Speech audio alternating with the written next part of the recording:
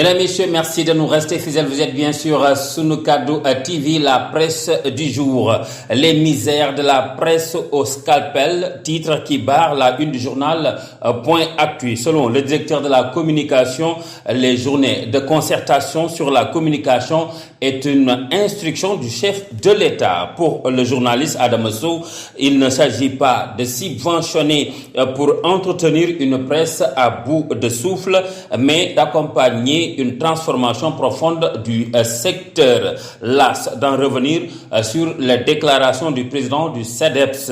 Selon Mamoudi Ibra Kane, le régime a une vision politique des médias.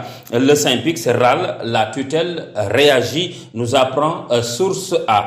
Les entreprises de presse croulent sous les dettes privées. Les ressources prennent, privées de commandes politiques. Nombreuses sont celles qui sont menacées de liquidation. Des journalistes expérimentés abandonnent le métier pour survivre.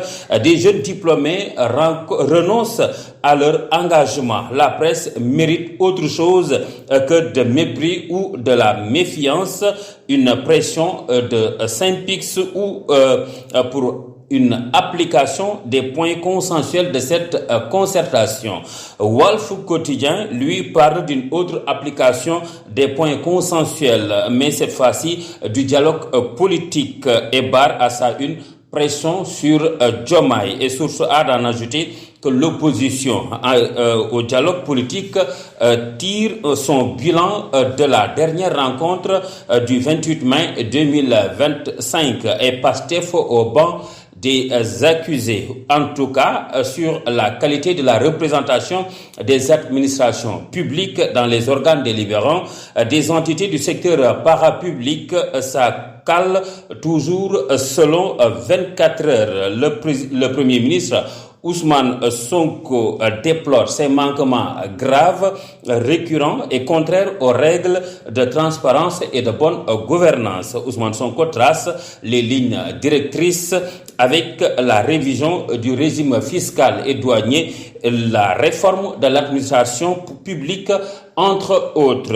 La Tribune, elle, s'intéresse sur le pétrole et le gaz malgré son exploitation et des milliards empruntés. Les Sénégalais sont plus que jamais fatigués. Selon ce journal, l'exploitation des ressources, les milliards empruntés n'impactent pas encore sur le coût de la vie. Justice à présent, affaire Moustapha Diakhaté, l'info nous trace le portrait témoignage d'un esprit libre à la parole affranchie. Ce journal nous apprend que le procureur requiert 6 mois de prison, dont 3 mois ferme. Ce verdict est attendu le 2 juillet 2025. L'AS ajoute que Moustapha Diakhaté snobe le parquet. Et pour la libération de Sophie Gladiment, maître Babacar Cissé et compagnie démonte l'accusation. Quant à Farba Ngom, il suspend ses visites à cause de sa maladie. Du côté des centres d'examen, Sud Quotidien nous informe que ça démarre bien pour le CFE et l'entrée en 6e. Au total, 300 880 candidats sont à l'épreuve. Donc, souhaitons bonne chance aux candidats et candidates aux examens du CFE et de l'entrée en 6e.